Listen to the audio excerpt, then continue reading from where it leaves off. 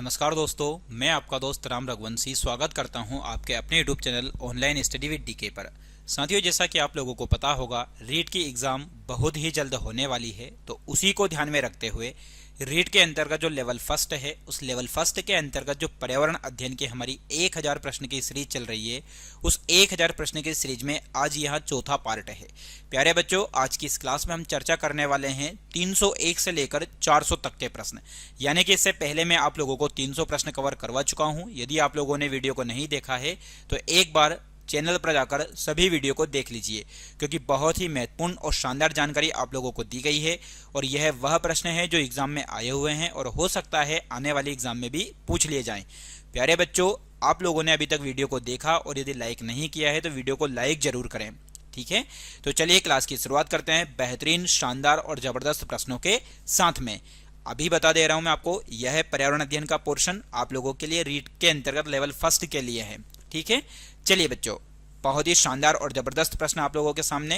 पहला प्रश्न है, निम्नलिखित में से कौन भौम जल स्तर को कम नहीं करता है।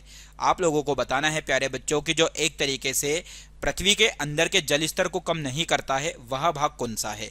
तो अपर्याप्त वर्षा है, बढ़ती बर्फबारी है, नलकूपों की बढ़ती संख्या है, बढ़ता वनोन्मूलन है।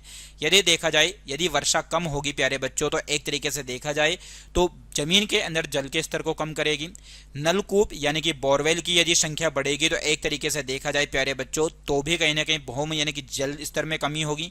वहीं वनों की कटाई होगी तो भी जल स्तर होगा। लेकिन बढ़ती बर्फबारी यानी कि एक तरीके से देखा जाए तो जो भौम यानी कि पृथ्वी के जल स्तर को कम नहीं करता है तो वह है बढ़ती बर्फबारी। चलिए अगला प्रश्न है, केंद्रीय प्रदूषण नियंत्रण बोर्ड के अनुसार रिहायशी इलाकों के लिए ध्वनि की ऊपरी सीमा है। यानी कि जो केंद्रीय प्रदूषण नियंत्रण बोर्ड है उसके अंतर्गत जहां पर लोग निवास करते हैं वहां के लिए ध्वनि की जो ऊपरी सीमा रखी गई है वो कितना डेसिबल रखी गई है। 45 डेसिबल, 55 डेसिबल, 75 डेसिबल, 90 डेसिबल।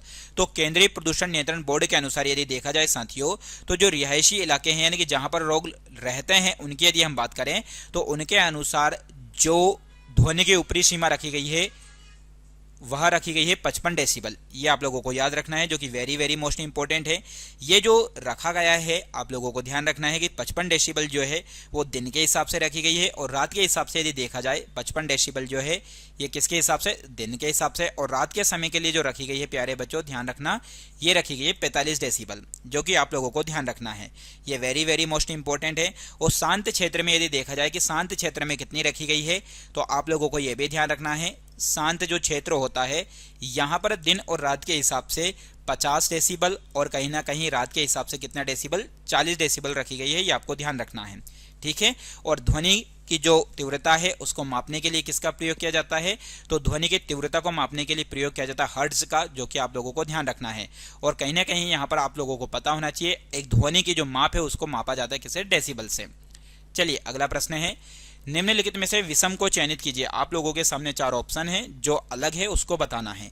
सौर ऊर्जा, पवन ऊर्जा, ज्वारीय ऊर्जा, प्राकृतिक ऊर्जा। तो इस ऑप्शन के आधार पर यदि देखा जाए तो जो विषम है उस विषम में आ जाएगा प्राकृतिक गैस, क्योंकि एक तरीके से सौर ऊर्जा, पवन ऊर्जा, ज्वारीय ऊर्जा ये तीनों ऐसे साधन हैं जो कभी समाप्त ना होने वाले हैं, ठीक। समाप्त ना होने वाले साधन है, ये समाप्त ना होने वाले ईंधन, ना होने वाली ऊर्जा भी कह सकते हैं, है ना, समाप्त ना होने वाली ऊर्जा। कहीं ना कहीं इनका उपयोग हम एक बार खत्म होने के बाद दूसरी बार वापस से इनका प्रयोग कर सकते हैं। लेकिन प्राकृतिक गैस जो है इसका हम दोबारा से प्रयोग नहीं कर सकते। जैसे कि कोयला एक बार खत्म हो गया तो दूसरा डबल से हमें कोयला प्राप्त नहीं होगा, इसलिए कहीं ना कहीं प्राकृतिक गैस जो है इस प्रश्न का सही उत्तर होगा, ठीक है। चलिए अगला प्रश्न है, प्यारे विद्यार्थियों, आप लोगों के सामने इस क्लास के अंतर्गत 301 से लेकर 400 तक प्रश्न रखे गए हैं, और यह पर्यावरण अध्ययन के प्रश्न हैं, यानी कि जिससे एग्जाम में प्रश्न पूछे जाते हैं। आप लोगों को पता है रीट के अंतर्गत लेवल फर्स्ट के अंतर्गत पर्यावरण अध्ययन का पोर्शन दे रखा है, ठीक है। निम्न में से कौन सा जल को असंक्रमित करने में सहायक नहीं है। मतलब एक तरीके से देखा जाए तो कहीं ना कहीं फिटकरी, क्लोरीन गोलियां उबालना, ये सारी की सारी विधियां वो विधियां हैं जो जल जो होता है इस जल को संक्रमण करने से रोकती है। जल को संक्रमित करने से क्या करती है, संक्रमित करने से रोकती है, ठीक है। करने से रोकना या जल को संक्रमित जल होता है उसको साफ करने की विधियां हैं, उनको कहीं ना कहीं से रोकने का काम करती है क्लोरीन की गोलियां, उबालना और फिटकरी, ठीक है, जल संक्रमित करने से रोकने का काम करती है। बाकी एक तरीके से जो असंक्रमित करने में सहायक नहीं है वो है आपके सामने निष्पंदन, यानी कि जल को छान लेने से वो एक तरीके से असंक्रमित नहीं हो जाएगा। उसके लिए हमें असंक्रमित करने के लिए क्लोरीन की गोलियों का इस्तेमाल करना होगा, या फिर उबालना होगा, या फिर फिटकरी का इस्तेमाल करना होगा। ठीक है, इसलिए इस प्रश्न का सही उत्तर हो जाएगा आपके सामने ए। चलिए अगला प्रश्न है, कौन सी प्राकृतिक आपदा नहीं है? प्राकृतिक आपदा का मतलब आपको पता होगा, जो कहीं ना कहीं किसके द्वारा घटित होती है, जो प्रकृति के द्वारा जो घटना घटित होती है, प्रकृति के द्वारा। ठीक है, प्रकृति के द्वारा जो होने वाली घटना होती है उन्हें हम प्राकृतिक आपदा कहते हैं। जैसे कि ऑप्शन में है आपके सामने भूकंप है, सुनामी है, चक्रवात है, शॉर्ट सर्किट से लगी आग। तो इस प्रश्न के मुताबिक इसका उत्तर हो जाएगा शॉर्ट सर्किट से लगी आग, यानी कि यदि कहीं पर बिजली वगैरह की वजह से, बिजली यानी कि लाइट, विद्युत, उसकी वजह से यदि कहीं पर आग लग जाती है तो ये एक तरीके से प्राकृतिक आपदा नहीं है, क्योंकि भूकंप है, सुनामी है, चक्रवात है, या फिर हम यूँ बात करें ज्वालामुखी है, ज्वालामुखी। ठीक है, ये सारी की सारी घटनाएं जो आप लोगों के सामने हैं ये प्राकृतिक है, लेकिन एक तरीके से शॉर्ट सर्किट से जो लगी आग होती है वो प्राकृतिक आपदा नहीं है। चलिए अगला प्रश्न है 306, किस सिंचाई प्रणाली से सर्वाधिक जल संरक्षण होता है? यानी कि सिंचाई की वह प्रणाली कौन सी है जिससे जल का संरक्षण होता है? तो प्यारे बच्चों, चड़स है, ट्यूबवेल है, बूंद सिंचाई है, या फव्वारा सिंचाई है? तो जल का ज्यादा से ज्यादा संरक्षण करना क्यों आवश्यक है, पहले तो ये समझिए, ताकि भविष्य में जल की कमी उत्पन्न ना हो। भविष्य में जल को एक तरीके से स्टोर करने के लिए, जल को क्या करने के लिए बच्चों, जल को स्टोर करने के लिए जल का संरक्षण करना आवश्यक है। तो सबसे ज्यादा जल संरक्षण इन विधियों में से जिससे होता है तो वो होता है बूंद सिंचाई से। किससे होता है? बूंद सिंचाई से होता है। बूंद सिंचाई से तात्पर्य ये होता है, जो पौधा होता है केवल उस पौधे की जड़ में ही केवल यहाँ पर पानी दिया जाता है बूंद सिंचाई के माध्यम से। ठीक है, तो इससे ज्यादा क्या होता है? संरक्षण होता है। चलिए अगला प्रश्न है, वायु प्रदूषण से नहीं होते हैं, यानी कि जो वायु प्रदूषण है उसकी वजह से यदि देखा जाए तो कौन सी बीमारी नहीं होती है? पाचन तंत्र से संबंधित रोग, कैंसर रोग, श्वसन संबंधी रोग, इमारतों का क्षय। तो कैंसर, इमारतों का क्षय या श्वसन संबंधी रोग यदि देखा जाए तो ये वायु प्रदूषण से हो सकते हैं, लेकिन पाचन तंत्र जो है एक तरीके से यह जो रोग होता है ये वायु प्रदूषण से नहीं होता है, ये आपको ध्यान रखना है। ठीक है, चलिए अगला प्रश्न है, प्रकाश संश्लेषण क्रिया में पादपों द्वारा वातावरण से कौन सी गैस अवशोषित की जाती है? यानी कि जो प्रकाश संश्लेषण की क्रिया होती है जिसके द्वारा पौधे क्या करते हैं, तो प्रकाश संश्लेषण की क्रिया के द्वारा ही आप सभी को पता होगा पौधा जो होता है ये क्या बनाता है? भोजन का निर्माण करता है, भोजन का निर्माण। और भोजन का निर्माण करने वाले को हम क्या बोलते हैं? जो अपना भोजन स्वयं निर्माण करते हैं उन्हें हम कहीं ना कहीं सुपोषी बोलते हैं। क्या बोलते हैं? सुपोषी। ठीक है, तो पौधे जो है एक तरीके से कैसे जीव हैं? सुपोषी जीव हैं, आपको ध्यान रखना है। तो प्रकाश संश्लेषण की क्रिया में ये किस चीज को अवशोषित करते हैं? ऑक्सीजन, नाइट्रोजन, जलवाष्प, कार्बन डाइऑक्साइड। तो ये जिस चीज को अवशोषित करते हैं बच्चों ध्यान रखना वो है कार्बन डाइऑक्साइड। ठीक है, और छोड़ते किस चीज को है? तो आप सभी को ध्यान रखना है, पौधे जिस चीज को ग्रहण करते हैं वो है कार्बन डाइऑक्साइड, और जिसको रिलीज करते हैं, जिसको छोड़ते हैं वो है ऑक्सीजन। छोड़ने की यदि हम बात करें तो छोड़ते क्या है? तो छोड़ने के लिए करते हैं वो ऑक्सीजन। अगला प्रश्न है, अशुद्ध जल को शोधित किया जाता है। जो अशुद्ध जल होता है उसको कहीं ना कहीं शोधित किया जाता है कौन कौन सी विधियों को उपयोग करके? तो अवांछित रसायन हटाकर, जैविक संदूषक हटाकर, या गैसों को हटाकर, उपरोक्त सभी। तो प्यारे बच्चों, जो अशुद्ध जल होता है उन अशुद्ध जल को इन सभी तकनीकों का प्रयोग करके एक तरीके से क्या किया जाता है? शोधित किया जाता है। या फिर अभी थोड़ी देर मैंने पहले आप लोगों को बताया कि एक तरीके से देखा जाए तो जल को शुद्ध करने के लिए कौन कौन सी तकनीक का प्रयोग किया जा सकता है? उबाल कर भी उसको शुद्ध किया जा सकता है, या फिर फिटकरी का इस्तेमाल करके भी उसको शुद्ध किया जा सकता है। ठीक है, तो उबाल कर या फिटकरी का इस्तेमाल करके उसको क्या है? जल को शुद्ध किया जा सकता है। ठीक है, बाकी इसके अनुसार ये देखा जाएगा तो उपरोक्त तो सभी। चलिए अगला प्रश्न है, निम्नलिखित विकल्पों में से कौन से पर्यावरणीय मुद्दे हैं? मतलब एक तरीके से जो पर्यावरण के मुद्दे हैं वहां कौन कौन से हैं? जल संरक्षण, कचरा निस्तारण, जनसंख्या वृद्धि। तो 1 और 2, केवल 1, 2 और 3, 1, 2, 3। तो जल संरक्षण करना भी पर्यावरण का मुद्दा है, कचरे को समाप्त करना भी पर्यावरण का मुद्दा है, और जनसंख्या वृद्धि भी एक तरीके से पर्यावरण का मुद्दा है, क्योंकि जनसंख्या वृद्धि होगी तो पर्यावरण को नुकसान होगा। तो इसलिए इस प्रश्न के अनुसार यदि देखा जाए तो तीनों ऑप्शन सही हैं, इसलिए फोर्थ इसका सही उत्तर हो जाएगा, 1, 2, 3। चलिए अगला प्रश्न है, वर्षा जल संचयन का सबसे प्रमुख उपयोग है, यानी कि वर्षा के जल का संचयन करने के लिए उसका उपयोग दोबारा में किस चीज में किया जाता है? तो सिंचाई के लिए किया जाता है, कृषि के लिए किया जाता है, पेयजल के लिए किया जाता है, भूमिगत जल स्तर वृद्धि के लिए किया जाता है। तो वर्षा जल का जो संचयन का सबसे प्रमुख उपयोग जो होता है, वो सबसे ज्यादा प्रयोग जो किया जाता है प्यारे साथियों, वो किया जाता है किसके लिए? सिंचाई के लिए। ठीक, जैसे कि आपको पता होगा जो नदी होती है, इस नदी के ऊपर क्या बांध बनाया जाता है। ठीक, तो नदी के ऊपर जो बांध बनाया जाता है, जैसे कि मान के चले हम एग्जांपल लें नर्मदा नदी। अब नर्मदा नदी के ऊपर जो बांध बनाया गया, इस बांध का नाम है सरदार सरोवर बांध। ऐसे बहुत सारे बांध हैं, सरदार सरोवर बांध। अब ये जो सरदार सरोवर बांध है, इस सरदार सरोवर बांध के पीछे वाला जो जलाशय है, यानी कि जहां पर ये जल है, इस जल का उपयोग क्या करेंगे? तो जल का ज्यादा से ज्यादा उपयोग जो है प्यारे बच्चों, वो किस में किया जाएगा? सिंचाई में किया जाएगा। बाकी उसका उपयोग पेयजल में भी होगा, बाकी ज्यादा से ज्यादा उपयोग जो होगा वो ध्यान रखना किस में होगा? इसमें सिंचाई में। चलिए अगला प्रश्न है, मादा मच्छर रक्त चूसने का कार्य क्यों करती है? जो मादा मच्छर होती है वो रक्त चूसने का कार्य करती है, ये क्यों करती है? मलेरिया फैलाने के लिए, संक्रमण फैलाने के लिए, अपने जीवन को बचाने के लिए, या अंडे देने के लिए? तो हर एक चीज का कहीं ना कहीं अपना फायदा होता है। ऐसे ही यहाँ पर मादा मच्छर का भी अपना ही फायदा है। वो हमारे शरीर से ब्लड चूसने का कार्य करती है, क्योंकि उसको क्या देने होते हैं बच्चों? अंडे। तो अंडे देने के लिए वो क्या करती है? मादा मच्छर रक्त चूसने का कार्य करती है। तो 312 का हो जाएगा डी। चलिए अगला प्रश्न है, लाल रक्त कणिकाएं शरीर में ऑक्सीजन का संवहन करती है। कौन सी प्यारे बच्चों? जो लाल रक्त कणिकाएं हैं वो शरीर में किसका संवहन करती है? ऑक्सीजन का संवहन करती है। वयस्कों में इनका निर्माण होता है। वयस्क जो होते हैं इनमें इनका निर्माण कहां पर होता है, ये आप लोगों को बताना है बच्चों।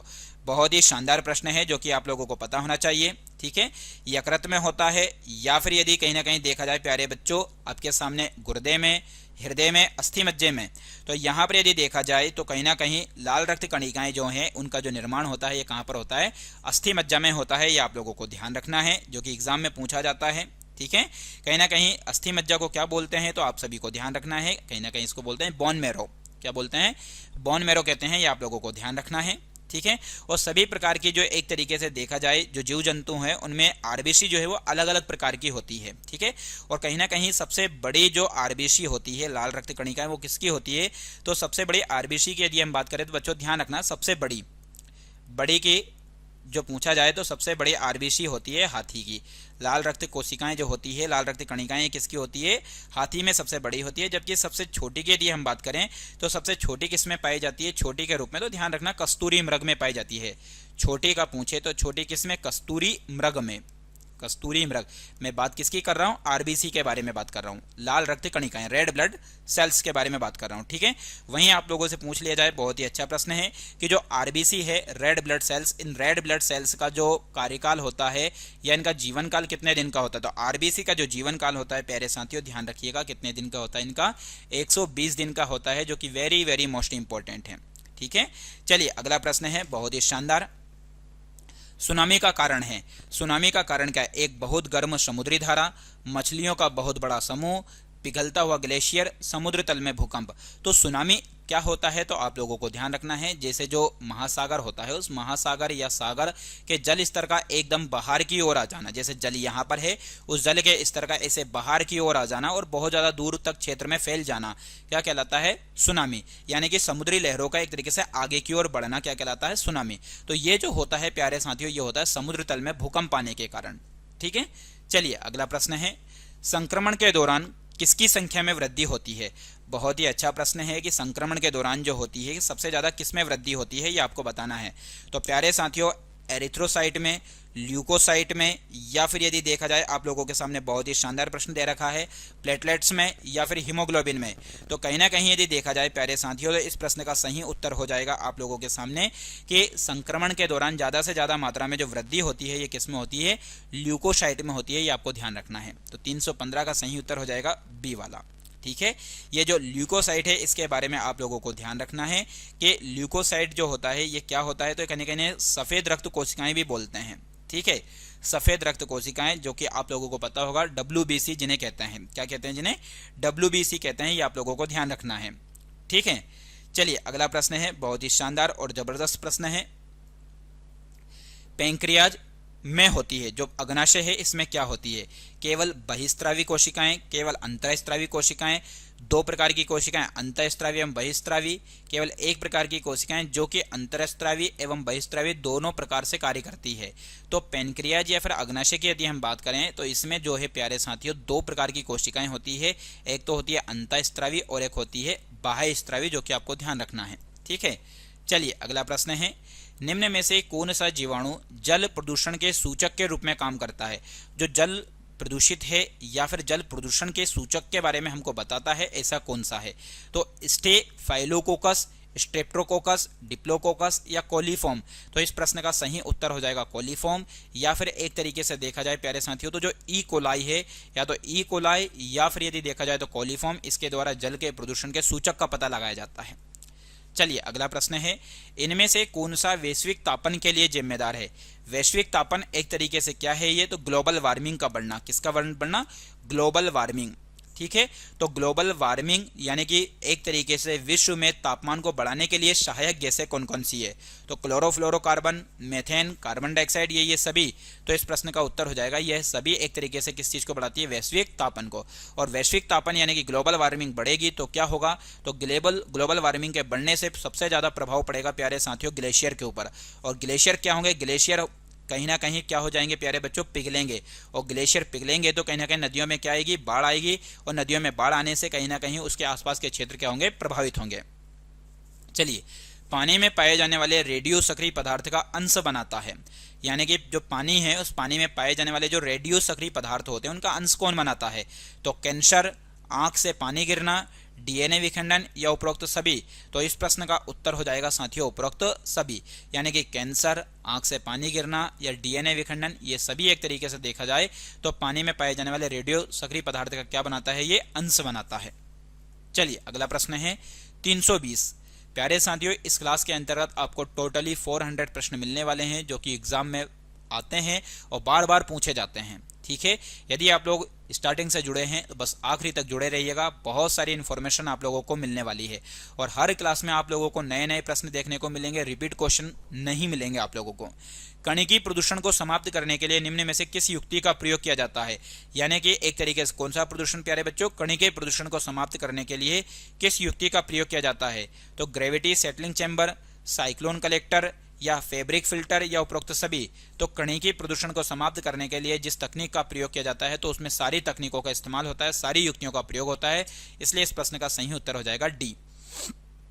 चलिए अगला प्रश्न है, ध्वनि प्रदूषण यानी कि जो वॉइस को लेकर जो प्रदूषण होता है प्यारे साथियों, उसके रोकथाम के लिए 2001 में निर्देशित या नियम लाया गया था। तो उसके अंतर्गत किन चीजों को रखा गया था? पटाखों के कारण ध्वनि प्रदूषण होता है, लाउड स्पीकर के कारण ध्वनि प्रदूषण होता है, या किसी सभा में तीव्र ध्वनि के स्पीकर का प्रयोग करना। तो इस प्रश्न के मुताबिक इसका उत्तर हो जाएगा आप लोगों का डी, यानी कि लाउड स्पीकर के कारण और किसी सभा में तीव्र ध्वनि के स्पीकरण के कारण भी ध्वनि प्रदूषण होता है। ठीक है, या जैसे हम लोग क्या करते हैं, डीजे वगैरह बजाते हैं, साउंड यदि तेज आवाज में बजाते हैं तो उससे एक तरीके से कौन सा प्रदूषण होता है? ध्वनि प्रदूषण। चलिए अगला प्रश्न है, इतिहास में पहली परमाणु दुर्घटना हुई। तो इतिहास के अंतर्गत पहली दुर्घटना ऑप्शन के मुताबिक 16 अगस्त 1945, 26 अगस्त 1945, 6 अगस्त 1945 को, 8 अगस्त 1945 को। तो कहीं ना कहीं इसके आधार पर चारों में से देखा जाए तो इस प्रश्न का सही उत्तर हो जाएगा प्यारे साथियों क्या? 6 अगस्त 1945 को। जब आप लोगों को पता होगा कि कहीं ना कहीं अमेरिका ने जापान के हिरोशिमा नामक स्थान पर परमाणु बम को गिराया था। ठीक है, ये आपको ध्यान रखना है, वेरी वेरी मोस्ट इंपॉर्टेंट है। परमाणु को लेकर बात आई है तो आप लोगों को याद रखना है कि भारत में जो परमाणु परीक्षण किया गया था भारत के अंतर्गत, वो कब किया गया था और कहां पर किया गया था? परमाणु परीक्षण की यदि हम बात करें तो अभी तक भारत में परमाणु परीक्षण कितनी बार किया गया है प्यारे बच्चों? 2 बार किया गया है।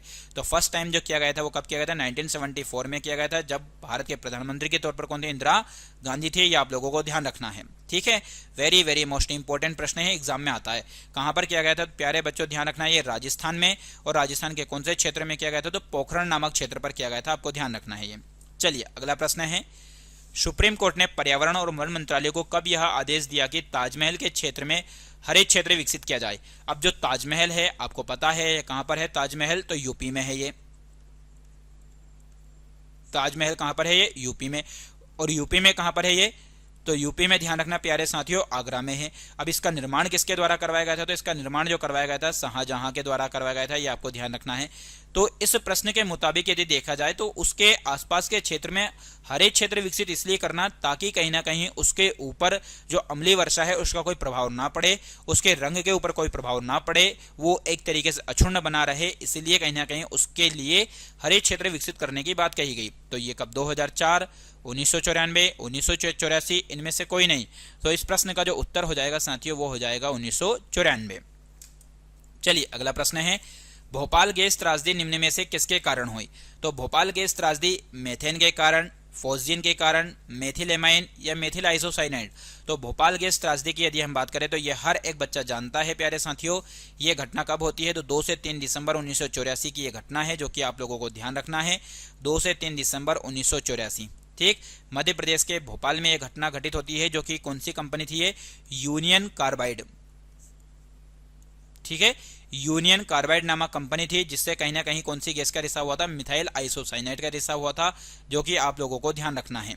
चलिए अगला प्रश्न है, चलिए लंदन धूम पाया जाता है ग्रीष्मकाल में दिन में, ग्रीष्मकाल में सुबह के समय, शीतकाल में दिन के समय, शीतकाल में सुबह के समय। तो एक तरीके से लंदन धूम जो पाया जाता है प्यारे साथियों, बहुत ही अच्छा प्रश्न है आप लोगों के सामने कि जो लंदन धूम पाया जाता है ये कब पाया जाता है और कहाँ पाया जाता है? तो शीतकाल में सुबह के समय में पाया जाता है। ये कहाँ पाया जाता है साथियों? ये तो शीतकाल में सुबह के समय में पाया जाता है, जो कि आप लोगों को ध्यान रखना है। वेरी वेरी मोस्ट इंपोर्टेंट प्रश्न है, जो कि एग्जाम में बार बार पूछा जाता है, ठीक है। चलिए अगला प्रश्न है, चलिए BOD5 क्या है? BOD5 जिसके बारे में बहुत बार एग्जाम में पूछा जाता है कि ये क्या है? तो biochemical oxygen demand in 5 hours, biochemical oxygen demand in 5 day, biochemical oxygen demand in 5 month या 5 मिनट। तो इस प्रश्न का सही उत्तर हो जाएगा, एक तरीके से जल के अंदर जो प्रदूषण होता है उसको मापने के लिए इस तकनीक का प्रयोग किया जाता है। तो biochemical oxygen demand in 5 day, ये आप लोगों का सही उत्तर होगा, जो कि आपको ध्यान रखना है। तो 327 का हो जाएगा बी। चलिए 328, जल समस्या का निराकरण संभव है।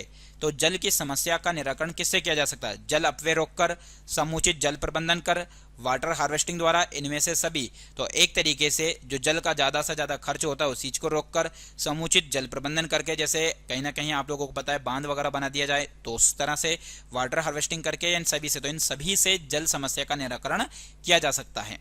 चलिए अगला प्रश्न है 329, सुश्री मेधा पाटेकर का संबंध किससे है? मेधा पाटेकर का संबंध आप लोगों को बताना है कि मेधा पाटेकर जी का संबंध किससे है। तो बहुत ही शानदार प्रश्न है। वैज्ञानिक अनुसंधान से, जल संरक्षण से, या फिर यदि हम बात करें आप लोगों के सामने पर्यावरण संरक्षण से, या फिर प्यारे साथियों भूमि सुधार से। तो मेधा पाटेकर की यदि हम बात करें तो मेधा पाटेकर का जो संबंध है वो है किससे? पर्यावरण संरक्षण से। किससे है ये? पर्यावरण संरक्षण से है, ये आप लोगों को ध्यान रखना है। मेधा पाटेकर की यदि हम बात करें तो जो नर्मदा बचाओ आंदोलन था, कौन सा आंदोलन प्यारे साथियों? नर्मदा बचाओ आंदोलन, इसके बारे में पूछा जाता है, नर्मदा बचाओ आंदोलन, ठीक है। तो ये नर्मदा बचाओ आंदोलन के संस्थापक के रूप में भी जाना जाता है किसको? तो उनको जाना जाता है कहीं ना कहीं किसको? मेधा पाटेकर को, जो कि आप लोगों को ध्यान रखना है। ये समाज सुधारक हैं। कौन है मेधा पाटेकर जी? तो ये समाज सुधारक है, जो कि आपको ध्यान रखना है, समाज सुधारक, ठीक है। चलिए अगला प्रश्न है, और जबरदस्त प्रश्न है 330वां, पर्यावरण असंतुलन का कारण है।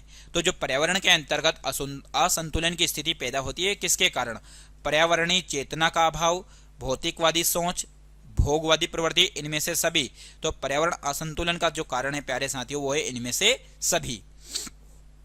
चलिए अगला प्रश्न है, निम्न में कौन संक्रामक रोग नहीं है? ऐसा कौन सा रोग है जो संक्रामक रोग नहीं है? संक्रामक रोग का मतलब जो होता है एक तरीके से एक व्यक्ति से दूसरे व्यक्ति को फैलना। संक्रामक रोग का मतलब क्या?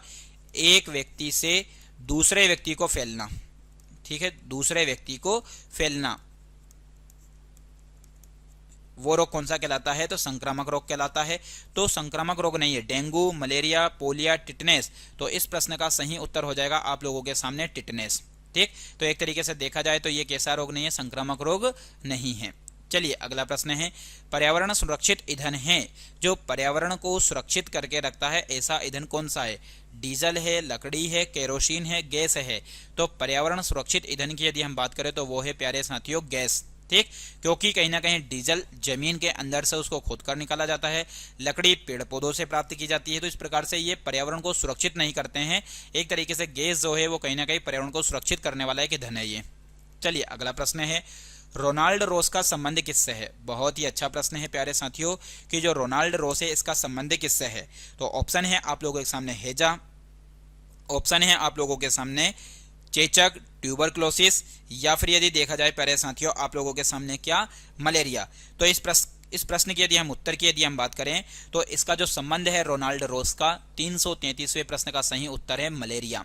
क्या है प्यारे साथियों? मलेरिया है, ये आप लोगों को ध्यान रखना है। रोनाल्ड रोस कौन थे? तो ये एक ब्रिटिश व्यक्ति थे। कौन से व्यक्ति थे? ये ब्रिटिश व्यक्ति थे, जो कि आप लोगों को ध्यान रखना है। और यदि हम इनकी बात करें तो इनको ब्रिटिश व्यक्ति जो थे ये रोनाल्ड रोस, इनको नोबेल पुरस्कार भी मिला है। क्या मिला है प्यारे साथियों? नोबेल पुरस्कार मिला है, ये आप लोगों को ध्यान रखना है। कहीं ना कहीं यदि हम देखा जाए तो इन्होंने किसके लिए इनको नोबेल पुरस्कार दिया गया था? तो मलेरिया का जो परजीवी है प्लाज्मोडियम के जीवन चक्र के लिए प्यारे बच्चों। जो मलेरिया है, इस मलेरिया की यदि हम बात करें का जो परजीवी है वो कौन है? प्लाज्मोडियम। ठीक है, प्लाज्मोडियम। तो इस प्लाज्मोडियम के जीवन चक्र के खोज के लिए एक तरीके से दिया गया था इनको नोबेल पुरस्कार, जो कि आप लोगों को ध्यान रखना है, वेरी वेरी मोस्ट इंपॉर्टेंट है। ठीक है, चलिए अगला प्रश्न है, निम्न में से कौन सा पदार्थ बायोगैस संयंत्र में प्रयोग नहीं होता है? तो जो बायोगैस संयंत्र होता है जैसे कि एलपीजी है, सीएनजी है, या फिर जो एक तरीके से गोबर गैस वगैरह है, उसमें कहीं ना कहीं इस चीज का प्रयोग नहीं होता है। तो ऑप्शन में है पशुमल, खनिज तेल, जैव कचरा, मानव मल। तो बायोगैस संयंत्र में जिसका प्रयोग नहीं होता है वो है खनिज तेल। बाकी पशुमल यानी कि गोबर, जैव कचरा या मानव मल, इन सभी का इस्तेमाल जो होता है वो किसमें होता है? बायोगैस संयंत्र में। बायोगैस की यदि हम बात आई है तो आपको पता होना चाहिए यहाँ पर एलपीजी। तो एलपीजी का फुल फॉर्म होता है लिक्विड पेट्रोलियम गैस। इसके यदि अयस्क की यदि हम बात करें तो इसके अयस्क हैं प्यारे बच्चों ब्यूटेन और प्रोपेन। क्या क्या है? ब्यूटेन है और एक और है प्रोपेन। वहीं यदि हम बात करें सीएनजी, सीएनजी के बारे में आपको पता होना चाहिए कंप्रेस्ड नेचुरल गैस, ये इसका फुल फॉर्म है। चलिए अगला प्रश्न है, चूहों के द्वारा फैलने वाला रोग है? चेचक है, मलेरिया है, प्लेग है, तपेदिक है। तो चूहों के द्वारा जो रोग फैलता है वो है प्लेग। कौन सा है साथियों? प्लेग है, ये आपको ध्यान रखना है। 335 का सी। चलिए अगला है, हमारे शरीर के किस अंग के द्वारा अमोनिया को यूरिया में बदला जाता है? तो हमारे शरीर का ऐसा कौन सा अंग है जो अमोनिया को यूरिया में बदलता है? यकृत है, वृक्क है, फेफड़े है, हृदय है। तो अमोनिया को यूरिया में बदलने का जो काम करते हैं, ध्यान रखना है, ये करते हैं यकृत। कौन करते हैं प्यारे साथियों? यकृत करते हैं, जो कि वेरी वेरी मोस्ट इंपॉर्टेंट है। मौसम के दृष्टिकोण से उष्णकटिबंधीय प्रदेश का प्रमुख लक्षण?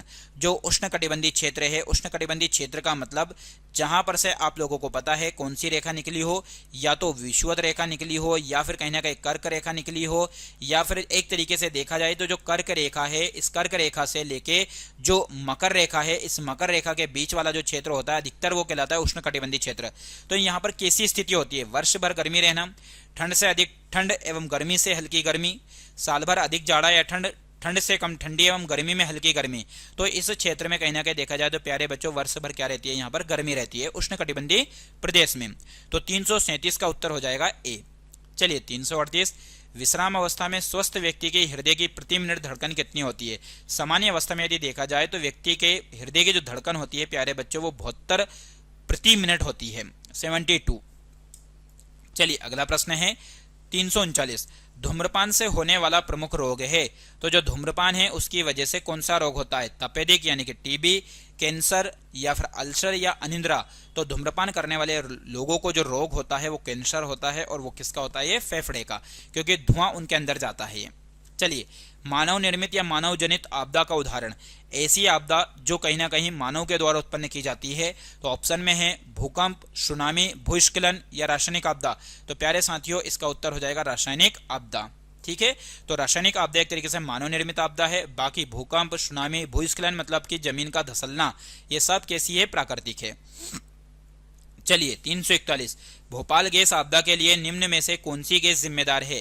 तो methyl isocyanide, methane, carbon monoxide, उपयुक्त सभी। तो इस प्रश्न का सही उत्तर हो जाएगा मिथाइल आइसोसाइनाइड।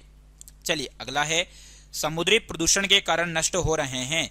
तो समुद्री जो प्रदूषण है इसके कारण क्या नष्ट हो रहे हैं? भूमध्य रेखीय वन, पतझड़ वन, कोणधारी वन, मैंग्रोव वन। तो समुद्री प्रदूषण के कारण जो नष्ट हो रहे हैं प्यारे साथियों वो हो रहे हैं मैंग्रोव वन, क्योंकि मैंग्रोव वन जो है वो कौन से क्षेत्र में पाए जाते हैं? ये तो मैंग्रोव वन जो होते हैं ये समुद्री क्षेत्र में पाए जाते हैं। जो समुद्री क्षेत्र होता है उस समुद्री क्षेत्र के आसपास जो वन पाए जाते हैं वो मैंग्रोव वन पाए जाते हैं। इन्हीं मैंग्रोव वन को कहीं ना कहीं ज्वारी वन भी कहा जाता है। क्या कहते हैं बच्चों? ज्वारी वन भी कहा जाता है। ये आप लोगों को ध्यान रखना है, ठीक है। तो समुद्री प्रदूषण के कारण ये नष्ट हो रहे हैं आजकल। चलिए अगला प्रश्न है, जब जल वाष्प वायुमंडल में संघनित होकर द्रव के रूप में पृथ्वी पर गिरती है तो उसे क्या कहते हैं? तो जल वाष्प में यानी कि वायुमंडल से जब अविक्षेपित संघनित होकर द्रव के रूप में पृथ्वी पर गिरती है तो जल वाष्प को कहते हैं एक तरीके से प्यारे साथियों वर्षा, ठीक है। क्योंकि वही जल बाद में जैसे पृथ्वी से वाष्प बन के ऊपर उड़कर जाता है, फिर उसका संघनन होता है और वापस पृथ्वी पर आ जाने की इस क्रिया को कहते हैं वर्षा। तो 343 का सही उत्तर हो जाएगा बी। चलिए, पिघले हुए मैग्मा से निर्मित चट्टान है। ये जो मैग्मा है, मैग्मा क्या है तो आप लोगों को बता दूं, जैसे पृथ्वी है तो पृथ्वी पर जब ज्वालामुखी की घटना होती है तो ज्वालामुखी की घटना के समय पृथ्वी के अंदर जो भरा हुआ पदार्थ है इसे प्यारे साथियों बोलते हैं मैग्मा, ठीक। जब ये बाहर की ओर निकलता है, यही मैग्मा एक गर्म तप्त पदार्थ होता है, जब बाहर निकलता है तो ये कहलाता है लावा, ठीक है।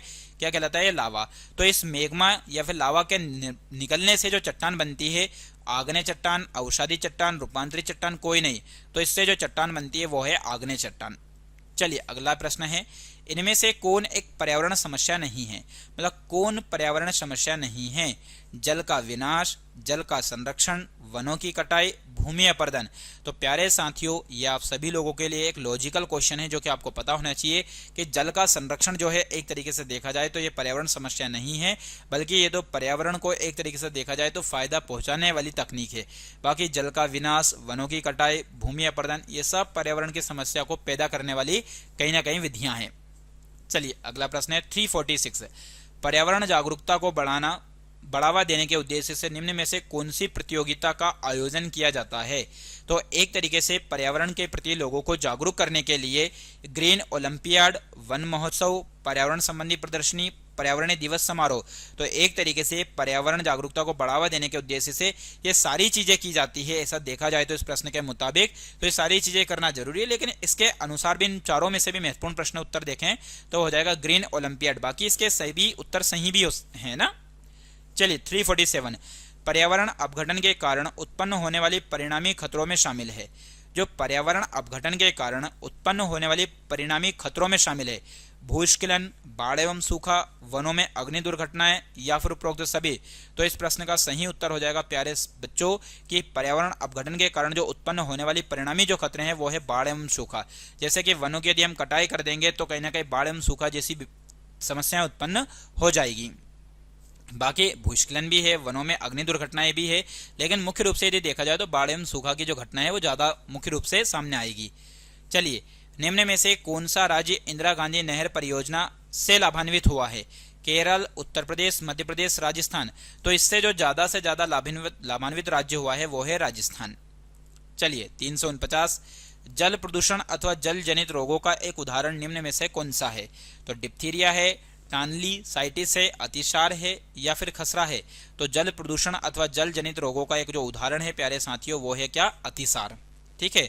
चलिए 350वें नंबर का प्रश्न है और बहुत ही शानदार और जबरदस्त प्रश्न आप लोगों के सामने है कि भारत में बाढ़ संबंधित चेतावनी जारी करता है। तो भारत में बाढ़ से संबंधित जो चेतावनी है, बाढ़ आती है तो केंद्रीय जल आयोग, सिंचाई एवं बाढ़ नियंत्रण विभाग, जल संसाधन विभाग या उपरोक्त सभी, तो बाढ़ आने से संबंधित जो जानकारी देते हैं, चेतावनी देते हैं, ये सभी दे सकते हैं ये। चलिए 351, उच्चतम न्यायालय यानी कि सुप्रीम कोर्ट ने सरकार को निर्देशित किया कि यमुना के जल को गुणवत्ता कम से कम ग्रेड सी स्तर तक बनाएं, जिसे लोगों के पीने योग्य बनाकर उपलब्ध कराया जा सके।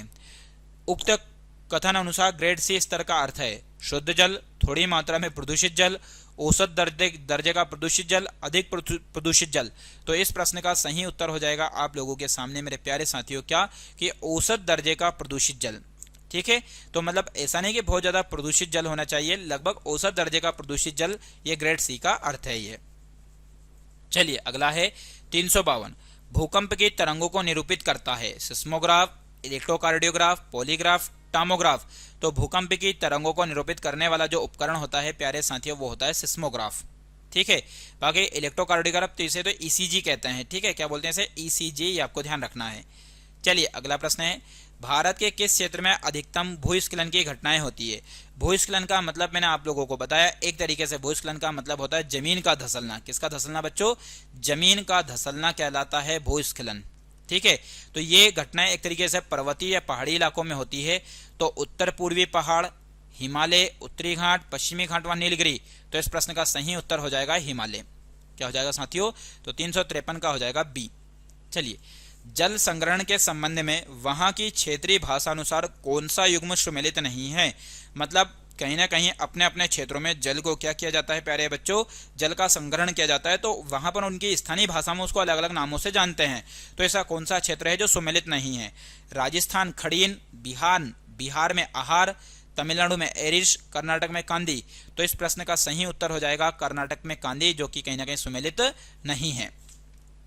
चलिए अगला प्रश्न है 355। स्मॉग बनता है, जो धुआं बनता है एक तरीके से आपने देखा है वायुमंडल के अंदर, तो किससे बनता है? धुआं तथा कोहरे से, वाष्प के संघनन से, कोहरा तथा नाइट्रोजन ऑक्साइड से, धुएं तथा कार्बन डाइऑक्साइड से। तो स्मॉग की यदि हम बात करें तो प्यारे साथी बनता है धुएं तथा कोहरे से। तो 355 का ए। चलिए, ध्वनि या ध्वनि प्रदूषण मापा जाता है तो फोन में, डेसी में, डेसिबल में, डेसिमल में। तो ध्वनि या ध्वनि प्रदूषण जो मापा जाता है प्यारे साथियों, ये मापा जाता है डेसिबल में। ठीक है, चलिए अगला प्रश्न है 357। निम्न में से कौन सा पर्यावरण के लिए हानिकारक है? तो पर्यावरण के लिए हानिकारक कागज है, कपड़ा है, धातु है, प्लास्टिक है। तो प्यारे साथियों, कागज को भी समाप्त किया जा सकता है, कपड़े को भी किया जा सकता है, लेकिन प्लास्टिक को समाप्त नहीं किया जा सकता, इसलिए हानिकारक है प्लास्टिक। तो 357 का डी। वातावरण में अत्यधिक हानिकारक सल्फर मिश्रित गैस है। वातावरण में जो ज्यादा से ज्यादा वातावरण को प्रभावित करती है, ऐसी सल्फर मिली हुई गैस कौन सी है? ओनली सल्फर, या हाइड्रोजन सल्फाइड, या सल्फर डाइऑक्साइड, या SF6। तो इस प्रश्न का सही उत्तर हो जाएगा हाइड्रोजन सल्फाइड, जो कि कहीं ना कहीं ज्यादा से ज्यादा हानिकारक है वातावरण के लिए। तो 358 का हो जाएगा बी। चलिए 359। वायु प्रदूषण को कम किया जा सकता है। वायु जो प्रदूषण है इसको किसके द्वारा कम किया जा सकता है? वृक्षों द्वारा, मछलियों द्वारा, जंतुओं द्वारा, सूर्य प्रकाश द्वारा। तो वायु प्रदूषण को जो कम किया जा सकता है प्यारे साथियों, ये किया जा सकता है वृक्षों द्वारा, क्योंकि वृक्ष ज्यादा से ज्यादा होंगे तो जो वायु है उसकी तेज गति को क्या कर सकते हैं? ये धीमा कर सकते हैं। चलिए अगला प्रश्न है, भूकंप मापा जाता है बोफोर्ट पैमाने में, डेसिबल में, न्यूटन में, रिएक्टर पैमाने में। तो भूकंप को मापने की तरीके की यदि हम बात करें तो उसके लिए सिस्मोग्राफ का भी प्रयोग किया जाता है, बाकी ऑप्शन के मुताबिक रिएक्टर स्केल का भी प्रयोग किया जा सकता है। तो 360 का सही हो जाएगा क्या? डी। चलिए, निम्न में से कौन वायु प्रदूषण का एक उदाहरण है? कौन सा वायु प्रदूषण का एक उदाहरण है? धुआं एवं कुहासा, वाहनों से निकलने वाली गैस, जलती लकड़ी या चारकोल से निकली गैस, या इनमें से सभी। तो एक तरीके से वायु प्रदूषण के अंतर्गत ये सारी चीजें आ जाएगी जो आप लोगों के सामने लिखी हुई है। ठीक है, जैसे आप लोगों को पता है जो फैक्ट्री वगैरह से जो धुआं निकलता है वो भी एक तरीके से वायु प्रदूषण का काम करता है। चलिए अगला प्रश्न है 362। भारत तथा दूसरे देशों में प्रदूषण का एक उदाहरण है। भारत तथा दूसरे देशों में कागज के थैले का प्रयोग करना, प्लास्टिक के थैले का, नायलॉन के थैले का, चमड़े के थैले का। तो भारत तथा दूसरे देशों में यदि देखा जाए तो पर्यावरण प्रदूषण का जो एक सबसे बड़ा कारण है वो प्लास्टिक के थैले का प्रयोग करना। जैसे हम प्लास्टिक या पॉलीथीन का जो प्रयोग करते हैं वो प्रदूषण का एक कारण है। चलिए 363। विश्व उष्मायन के लिए निम्न में से कौन एक कारक है? यानी कि विश्व तापन के लिए जो एक तरीके से देखा जाए तो मुख्य रूप से कौन सा कारक है? वाहनों से निकली गैस, पेड़ पौधों से निकली गैस, रसोई गैस, या भट्टियों से निकली गर्म हवा। तो विश्व उष्मायन यानी कि एक तरीके से वैश्विक तापमान के लिए जो जिम्मेदार है बच्चों, वो ध्यान रखना, वाहनों से जो निकली गैस है वो एक तरीके से देखा जाए तो ये किसको प्रभावित करती है? ये जो अपने ग्लोबल वार्मिंग है उसको प्रभावित करती है। चलिए अगला प्रश्न है, निम्न में से कौन विश्व उष्मायन का कारण है? यानी कि जो एक तरीके से विश्व में जो तापमान को बढ़ाने वाला कारण है वह कौन सा है? जल प्रदूषण, मृदा प्रदूषण, वायु प्रदूषण, ध्वनि प्रदूषण। तो विश्व उष्मायन की यदि हम बात करें प्यारे साथियों तो यह है वायु प्रदूषण। ठीक है, चलिए अगला प्रश्न है, पारिस्थितिकी तंत्र एवं प्राकृतिक अधिवासों का संरक्षण तथा प्राकृतिक वातावरण में प्रजातियों का जीवनक्षम जनसंख्या का रखरखाव एवं प्रतिप्राप्ति के लिए प्रयुक्त पद है। क्रोड संरक्षण, सुस्थानीय संरक्षण, अपस्थानीय संरक्षण या परिधि संरक्षण। तो जीव जंतुओं का एक तरीके से देखा जाए मेरे प्यारे साथियों तो उनके मूल स्थान पर संरक्षण करना, यानी कि जहां पर उनका जन्म हुआ है उसी स्थान पर उनका संरक्षण करना, मूल स्थान पर संरक्षण करना कहलाता है सुस्थानीय संरक्षण। तो 365 का हो जाएगा बी। ठीक है, चलिए सीएनजी संक्षिप्त रूप है क्लीन नेचुरल गैस का, कंप्रेस्ड नेचुरल गैस का, कार्बोरेटेड नेचुरल गैस का, कार्बोनाइज्ड नेचुरल गैस। तो कंप्रेस्ड नेचुरल गैस जो है इसका सही उत्तर होगा, जो कि आपको ध्यान रखना है 366 का बी। चलिए डेसिबल निम्नलिखित में से किसे मापने की इकाई है? गहराई को, ध्वनि को, वायुदाब को, तापमान को। तो प्यारे साथियों डेसिबल जो है वो किसको मापने की इकाई है? तो ध्वनि को मापने की इकाई है, जो कि आप लोगों को बहुत अच्छे से पता होगा। गहराई को मापने की इकाई है फेदोमीटर। तापमान को कहीं ना कहीं डिग्री सेल्सियस में मापा जाता है, तो आप लोगों को ध्यान रखना है गहराई को फेदोमीटर, तापमान को डिग्री या सेल्सियस में, और ध्वनि को मापा जाता है डेसिबल में। चलिए अगला प्रश्न है विश्व जल संकट का प्रमुख कारण है। तो विश्व में जल संकट जो पैदा हो रहा है वो किसके कारण हो रहा है? नगरीकरण के कारण, औद्योगिकीकरण के कारण, विश्व के तापमान में वृद्धि के कारण, या अम्ल वर्षा के कारण। तो विश्व जल संकट जो पैदा हो रहा है प्यारे साथियों वो हो रहा है नगरीकरण, यानी कि ज्यादा से ज्यादा जनसंख्या में वृद्धि के कारण इस प्रकार की समस्या उत्पन्न हो रही है। वायु प्रदूषण का कारण है कीटनाशक, सीवेज, धुआं या ध्वनि विस्तारक। तो वायु प्रदूषण के लिए जो जिम्मेदार है ध्यान रखना वो है ज्यादा से ज्यादा इंपॉर्टेंट इस प्रश्न के मुताबिक धुआं, जो वायु प्रदूषण को ज्यादा से ज्यादा प्रभावित करता है। चलिए जल जनित रोग है, यानी कि जल की वजह से होने वाला रोग, अतिसार, छोटी माता, रक्त अल्पता, मस्तिष्क ज्वर। तो इस प्रश्न का सही उत्तर हो जाएगा आप लोगों के सामने अतिसार। चलिए 371 पोलियो का कारण है। पोलियो जो रोग होता है ये किसकी वजह से? जीवाणु की वजह से, विषाणु की वजह से, कवक की वजह से, कीट की वजह से। तो पोलियो जो रोग होता है वो जिसकी वजह से होता है प्यारे साथियों वो है विषाणु। चलिए अगला प्रश्न है पल्स पोलियो कार्यक्रम का उद्देश्य है पोलियो का उपचार, पोलियो से उत्पन्न लकवा को रोकना, पोलियो का संपूर्ण उन्मूलन करना, इनमें से सभी। तो एक तरीके से पोलियो का संपूर्ण उन्मूलन करना ये पल्स पोलियो कार्यक्रम का क्या है? उद्देश्य है। चलिए 373 डेंगू रोग का वाहक होता है। जो डेंगू रोग होता है इसका वाहक कौन सा होता है? एडिज मच्छर, क्लूलेक्स, घरेलू मक्खी या एनोफिलीज। तो डेंगू रोग का जो वाहक होता है प्यारे साथियों ये होती है घरेलू मक्खी, जो कि आप लोगों को ध्यान रखना है। ठीक है कि एडिज। तो प्यारे बच्चों यहाँ पर डेंगू रोग का जो वाहक होता है वो होता है एडिज। कौन होता है? एडिज मच्छर होता है, जो कि आप लोगों को ध्यान रखना है, वेरी वेरी मोस्ट इंपॉर्टेंट। ठीक है चलिए अगला प्रश्न है संसार में अधिकतम ट्यूबवेल किस देश में है? तो विश्व में ज्यादा से ज्यादा जो ट्यूबवेल है, बोरवेल है, वो किस देश में? अमेरिका, ऑस्ट्रेलिया, चीन, भारत। तो इस प्रश्न का जो उत्तर हो जाएगा 374 का डी। ठीक है चलिए अगला प्रश्न है पीने के पानी में रोगाणुनाशक डालते हैं। तो पोटेशियम परमैंगनेट तथा क्लोरीन, पोटेशियम क्लोराइड तथा क्लोरीन, पोटेशियम क्लोराइड तथा ऑक्सीजन, पोटेशियम सल्फाइड तथा क्लोरीन। तो पीने के पानी में जो रोगाणुनाशक जो रोगों को नष्ट करते हैं उसके लिए डालते हैं पोटेशियम परमैंगनेट तथा क्लोरीन। तो 375 का हो जाएगा आप लोगों के सामने ए। चलिए अगला प्रश्न है 376 घड़ी की स्प्रिंग में संग्रहित ऊर्जा है, यांत्रिक ऊर्जा है, ऊष्मा है, प्रकाश है, विद्युत है। तो घड़ी के स्प्रिंग में जो संग्रहित ऊर्जा होती है प्यारे साथियों वो होती है यांत्रिक ऊर्जा, जो कि आपको ध्यान रखना है। ठीक है चलिए अगला प्रश्न है मानव शरीर का सामान्य तापमान होता है 33 degree Celsius, 38 degree Celsius, 98.6 degree Celsius, 37 degree Celsius. तो मनुष्य के शरीर का जो सामान्य तापमान होता है वो याद रखना है आप लोगों को 37 डिग्री सेल्सियस। चलिए छोटी माता एवं रेबीज रोग का कारण होता है। जो छोटी माता होती है या जो रेबीज रोग होता है प्यारे साथियों ये किसकी वजह से होता है? वायरस की वजह से, प्रोटोजोआ की वजह से, बैक्टीरिया की वजह से, निमेटोड की वजह से। तो इस प्रश्न का सही उत्तर हो जाएगा वायरस। छोटी माता एवं रेबीज रोग जो होता है वो किसकी वजह से? वायरस की वजह से। चलिए भारत में पल्स पोलियो टीकाकरण कार्यक्रम कब आरंभ किया गया? तो पल्स पोलियो कार्यक्रम या टीकाकरण की यदि हम बात करें तो 1985, 2005, 1995, 1990। तो पल्स पोलियो टीकाकरण कार्यक्रम की यदि हम बात करें तो इसे स्टार्ट किया गया था मेरे प्यारे साथियों 1995 में। चलिए 380 प्यारे साथियों टोटल आप लोगों को इसमें 400 तक प्रश्न मिलने वाले हैं। जब आप लोगों को बताया है तो पूरे 400 तक प्रश्न मिलेंगे। निम्नलिखित में से कौन सा रोग संक्रामक है? ऐसा कौन सा रोग है जो संक्रामक है? मधुमेह, हृदयघात, उच्च रक्तचाप या डिप्थीरिया। तो इस प्रश्न का सही उत्तर हो जाएगा आप लोगों के सामने 380 का डी, जो कि सही उत्तर है, जो कि कैसा है? संक्रामक है। चलिए अगला प्रश्न है, मिनी माता रोग का संबंध निम्नलिखित में से किससे है?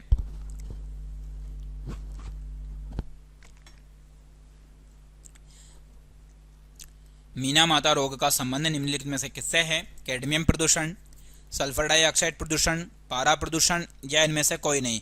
तो इस प्रश्न का उत्तर हो जाएगा प्यारे साथियों, मिनी माता जो रोग होता है वो HG प्रदूषण की वजह से होता है। भारत का सर्वाधिक वर्षा वाला स्थान कौन सा है? बेंगलुरु, मैसूर, श्रीनगर, मासिनराम। प्यारे साथियों ये बहुत बार बता चुका हूं आप लोगों को, तो अब इस प्रश्न को गलत नहीं कर देना है। तो भारत का सर्वाधिक वर्षा वाला स्थान जो है वो है मासिनराम। चलिए अगला प्रश्न है, रक्त की जांच द्वारा किसकी उपस्थिति से मलेरिया की पहचान होती है? तो रक्त की जांच द्वारा लाल रक्त कोशिकाओं से मच्छर के अंडे, लाल रक्त कोशिकाओं में मलेरिया परजीवी, रक्त में क्षतिग्रस्त यकृत कोशिकाएं या रक्त में मच्छर के लावे से।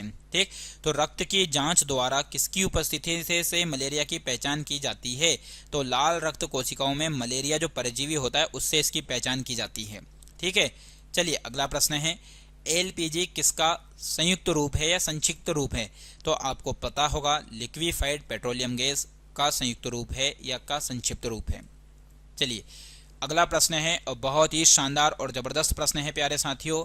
रजत ने अपने मित्र से कहा, मैं नहीं खेल सकता क्योंकि मुझे बुखार है। मैं कपकपी, बुखार, सिरदर्द और अंत में पसीने आने के चक्र से गुजरता हूँ।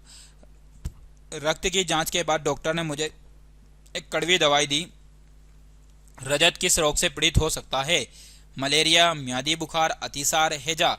तो इस प्रश्न का सही उत्तर हो जाएगा मलेरिया। जो रजत को यदि इस प्रकार से सारे के सारे लक्षण यदि हैं तो वो किस बीमारी से कहीं ना कहीं परेशान है? तो मलेरिया से। चलिए अगला प्रश्न है, निम्नलिखित में से पेट्रोलियम के सही अभिलक्षण चुनिए। जो पेट्रोल है इसका सही लक्षण कौन सा है? अच्छी गंध का पतला नीला रंगीन द्रव, बिना गंध का गाढ़ा तथा गहरे रंग का तरल, बदबूदार गाढ़ा गहरे रंग का तेल, बदबूदार पतला या पीला द्रव। तो एक तरीके से पेट्रोलियम का जो लक्षण है उसके लक्षण की यदि हम बात करें तो बदबूदार गाढ़ा और गहरे रंग का तेल। ठीक है, चलिए अगला प्रश्न है, निम्न में से रोगों का वह समूह चुनिए जो मच्छरों से फैलता है। वह रोग कौन सा है? रोगों का समूह जो मच्छरों से फैलता है। डेंगू, मलेरिया, चिकनगुनिया, मलेरिया, हैजा, म्यादी बुखार, मलेरिया, डेंगू, हैजा, मलेरिया, चिकनगुनिया, म्यादी बुखार। तो 387 का हो जाएगा प्यारे साथियों मलेरिया, डेंगू और चिकनगुनिया। चलिए 388, CNG का ईंधन के रूप में किसमें इस्तेमाल होता है? तो CNG कंप्रेस्ड नेचुरल गैस का इस्तेमाल जो है किसके रूप में किया जाता है? कहाँ पर किया जाता है? वाहनों में, उद्योगों में, खाना बनाने में, वाहनों एवं उद्योगों में। तो CNG का ज़्यादा से ज़्यादा जो इस्तेमाल होता है प्यारे साथियों वाहनों एवं उद्योगों में किया जाता है। खाना बनाने में किसका प्रयोग किया जाता है? तो LPG का प्रयोग किया जाता है। चलिए अगला प्रश्न है 389, वायरस संक्रमण से होने वाला रोग है, यानी कि वायरस से होने वाला रोग, टाइफाइड, कोलेरा, मलेरिया, जुकाम। तो वायरस संक्रमण की वजह से होने वाला जो रोग है वो है जुकाम। चलिए फ़ारेनहाइट पैमाने पर पानी का क्वथनांक कितने फ़ारेनहाइट होता है? 100 डिग्री, 80 डिग्री, 212, 32। तो फ़ारेनहाइट पैमाने पर पानी का जो क्वथनांक होता है प्यारे साथियों, मतलब पानी का क्वथनांक का मतलब होता है जिस एक तापमान पर, जिस एक स्थिति पर पानी क्या करना प्रारंभ हो जाए, उबलना प्रारंभ हो जाए प्यारे साथियों, उसे हम बोलेंगे क्वथनांक। तो कहीं ना कहीं फ़ारेनहाइट पैमाने पर पानी का जो क्वथनांक होता है ये आपको ध्यान रखना है 212 फ़ारेनहाइट। ठीक है, चलिए अगला प्रश्न है 391, निम्न में से ऊर्जा का अक्षय संसाधन नहीं है। मतलब एक तरीके से देखा जाए तो ऐसा कौन सा संसाधन जो कभी समाप्त ना होने वाला, कि समाप्त होने वाला अक्षय संसाधन नहीं है। ठीक है, सूर्य, जल, वायु, पेट्रोलियम। तो 391 का हो जाएगा प्यारे साथियों कहीं ना कहीं क्या? पेट्रोलियम। ठीक है, ये एक तरीके से समाप्त हो सकता है लेकिन कहीं ना कहीं सूर्य, जल, वायु ये कभी समाप्त नहीं हो सकते बच्चों। ठीक है, चलिए अगला प्रश्न है, आपका हृदय एक दिन में लगभग कितनी बार धड़कता है? 25,000 बार, 50,000 बार, 1,25,000 बार या 1,00,000 बार। तो सामान्य मनुष्य का जो हृदय होता है एक दिन में लगभग कितना धड़कता है प्यारे साथियों? 1,00,000 बार धड़कता है, ये आपको ध्यान रखना है। चलिए अगला प्रश्न है, निम्नलिखित में से कौन सा अलग समूह से संबंधित है? स्कर्वी, रिकेट्स, रतौंधी, रेबीज। तो स्कर्वी जो होता है आप सभी को पता है प्यारे साथियों किसकी वजह से होता है, ये विटामिन सी की वजह से होता है, कमी से। या रतौंधी जो होता है विटामिन ए की कमी से होता है। रिकेट्स जो होता है डी की कमी से होता है। लेकिन रेबीज जो होता है ये एक अलग है, आपको ध्यान रखना है 393 का डी। चलिए अगला है, कौन सी बीमारी दूषित जल पीने से होती है? AIDS, typhoid, anaemia, tetanus. तो बीमारी जो होती है जो दूषित जल पीने से होती है वो होती है प्यारे साथियों कौन सी? टाइफाइड। चलिए अगला प्रश्न है 395, कौन सा वायुमंडलीय प्रदूषक अम्लीय वर्षा का मुख्य कारक है? अम्लीय वर्षा जो होती है एक तरीके से अम्लीय वर्षा जिसका पीएच मान जो होता है वो 7 से कम होता है उसे अम्लीय वर्षा बोलते हैं, ठीक है। तो उसके लिए उत्तरदायी है, उसका मुख्य कारक क्या है? SO2, H2S, HCl या नाइट्रोजन। तो इस प्रश्न का सही उत्तर हो जाएगा प्यारे साथियों 395 का ए, सल्फर डाइऑक्साइड। चलिए अगला प्रश्न है, ध्वनि या ध्वनि प्रदूषक मापा जाता है फोन में, डेसी में, डेसिबल में या डेसिमल में? तो ये जो ध्वनि या ध्वनि माप जो मापा जाता है ये मापा जाता है डेसिबल में, ठीक है। चलिए बच्चों अगला प्रश्न है 397, वर्ष 1992 में पर्यावरण सुरक्षा से संबंधित प्रथम पृथ्वी सम्मेलन किस शहर में हुआ? Copenhagen, Rio de Janeiro, Washington, Stockholm. तो इस प्रश्न का सही उत्तर हो जाएगा 397 का बी, रियो डी जेनेरियो, ठीक है। चलिए अगला प्रश्न है 398, भारत के किस राज्य में पानी पंचायत प्रारंभ हुई है? तो भारत का ऐसा कौन सा राज्य है प्यारे साथियों जहां पर पंचायत प्रारंभ हुई है? तो इस प्रश्न का सही उत्तर हो जाएगा महाराष्ट्र।